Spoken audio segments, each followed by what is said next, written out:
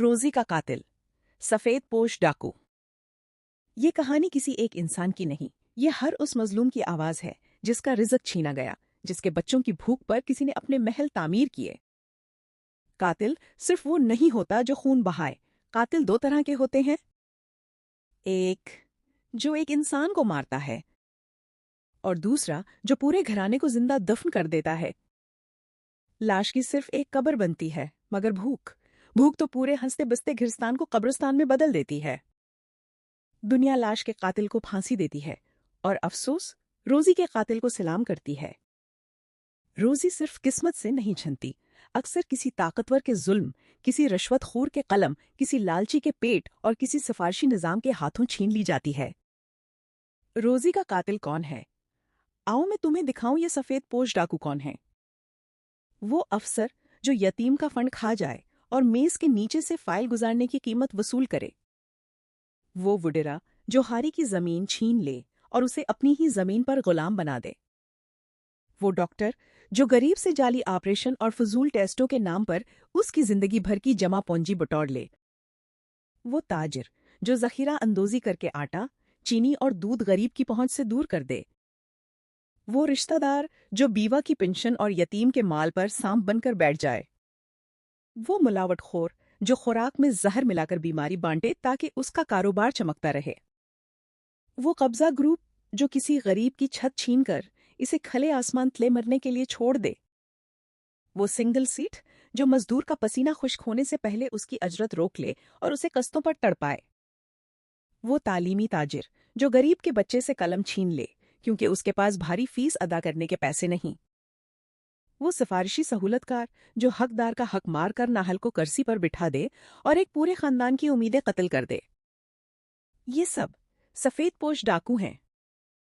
یہ خنجر نہیں چلاتے، یہ قلم سے بچوں کا گلا کاٹتے ہیں۔ ایک معصوم بچہ آتا ہے ڈاکٹر کے پاس، پیٹ اور سر درد، رات بھر نیند نہیں آتی۔ تشخیص کے بعد پتہ چلا اصل بیماری کیا ہے؟ بھوک، 2 دن سے صرف سوکھی روٹی۔ وہ کبھی ہے کبھی نہیں۔ باپ، روزی کے قاتل نے اس کی مزدوری چھین لی۔ روزی صرف قسمت سے نہیں چھنتی، اکثر کسی طاقتور کے ظلم، کسی رشوت خور کے قلم، کسی لالچی کے پیٹ اور کسی سفارشی نظام کے ہاتھوں چھین لی جاتی ہے۔ لوگوں کے گھروں میں برتن مانجتی ہے اور پھر ڈاکٹر سوچتا ہے میں کون سی دوا لکھوں؟ بھوک کی کوئی گولی نہیں بنتی، ظلم کا کوئی سیرپ نہیں ہوتا۔ دنیا کی عدالت میں وکیل لاکھوں لیتا ہے، جج وڈیرے کا دوست ہوتا ہے، تاریخیں 20-20 سال چلتی ہیں اور آخر میں فیصلہ آتا ہے، ثبوت نہیں۔ اللہ کی عدالت، وہاں کوئی سفارش نہیں چلے گی۔ اللہ فرماتا ہے اپنا نام اعمال خود پڑھ، وہاں ہاتھ گواہی دیں گے۔ یہ ہاتھ کہیں گے میں نے رشوت لی تھی، پیٹ بولے گا میں حرام سے بھرا تھا، اور رب فرمائے گا بے شک تیرا رب گھات میں ہے۔ اور یتیم کا مال کھانے والوں کے لیے اعلان ہوگا انما یاکلون فی بطونہم نارا، وہ اپنے پیٹ میں آگ بھر رہے ہیں۔ روزی کے قاتل کے لیے 3 سزائیں ہیں۔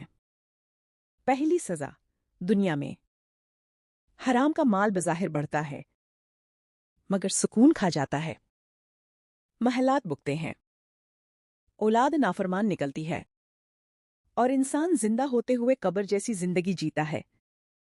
دوسری سزا قبر میں، فرشتے پوچھیں گے یہ بچے بھوکے کیوں سوئے تھے؟ مگر اس وقت کوئی جواب نہیں ہوگا، صرف آگ ہوگی اور حسرت ہوگی۔ تیسری سزا حشر کے دن، جب مظلوم کا بچہ اللہ کا دامن پکڑ کر کہے گا یا اللہ، اس نے میری کتابیں چھین لیں، میری عید چھین لی، میرے باپ کی عزت نیلام کر دی، اور اس دن خون کے قاتل سے پہلے جہنم میں جائے گا۔ اے روزی کے قاتل، تو سمجھتا ہے اے سی والے دفتر تجھے بچا لیں گے؟